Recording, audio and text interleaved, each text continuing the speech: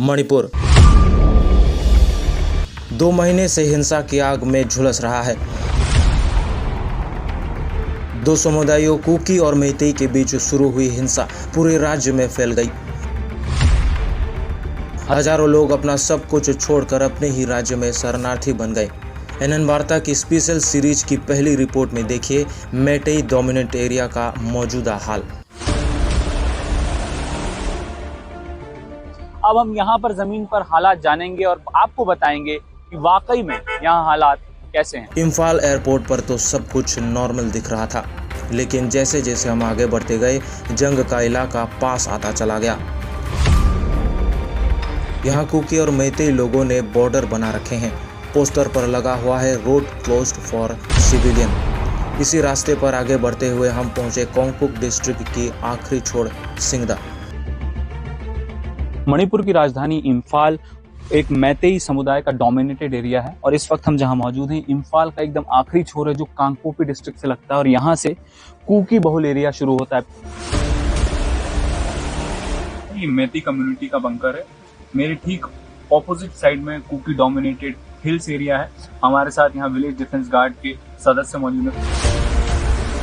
हाथों में हथियार लिए विलेज डिफेंस गार्ड का ये मेंबर सशस्त्र सीमा बल यानी एसएसपी से रिटायर्ड फौजी हैं, जो गांव की सेफ्टी के लिए चौकन्ने होकर बंकर की निगरानी कर रहे हैं।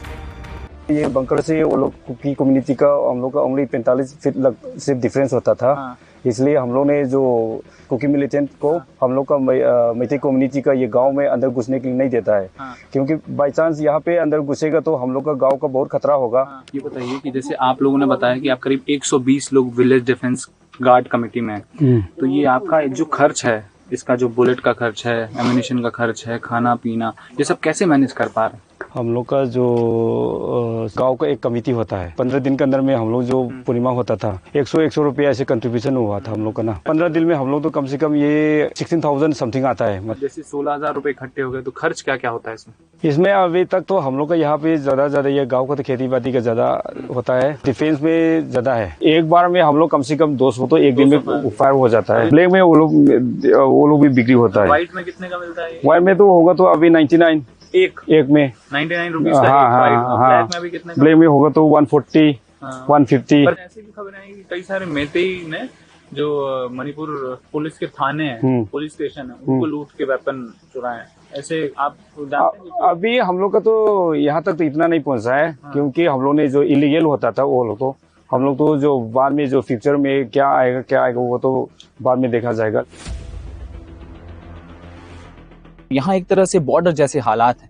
आपको मैं चल के अगर दिखाऊं तो इस तरह की जैसे बीएसएफ भारत पाकिस्तान बॉर्डर पर जिस तरह के बंकर्स बनाती है या इस तरह की जो सुरंगें बनाती है ताकि अगर फायरिंग की स्थिति बने, तो मैं आपको चल के भी दिखाता हूँ कि अगर इस तरह से फायरिंग आती है तो लोग जो विलेज डिफेंस कमेटी गार्ड के लोग हैं वो नीचे छुप के यहाँ से बचते हैं और फायरिंग करने की कोशिश करते हैं। और इस तरह की व्यवस्थाएं लोकल लोगों ने अपने स्तर पर बनाई हुई हैं। सिंगदा के पास बसे गांव कोडरूप के हालात इतने खराब हैं कि 14-15 साल के बच्चे भी अपनी पढ़ाई लिखाई सब कुछ छोड़कर हाथों में हथियार लिए बंकर पर तैनात है। हमारे यहाँ मुलाकात रोमन से हुई। उनका आरोप है कि कुकी मिलिटेंट ट्रेंड है और मैतेई के पास तो अच्छे हथियार तक नहीं है। On both sides, the Kuki villages are there. So we also have arranged the security arrangement here with the villagers. Rather than they coming to kill here, it's better we kill them.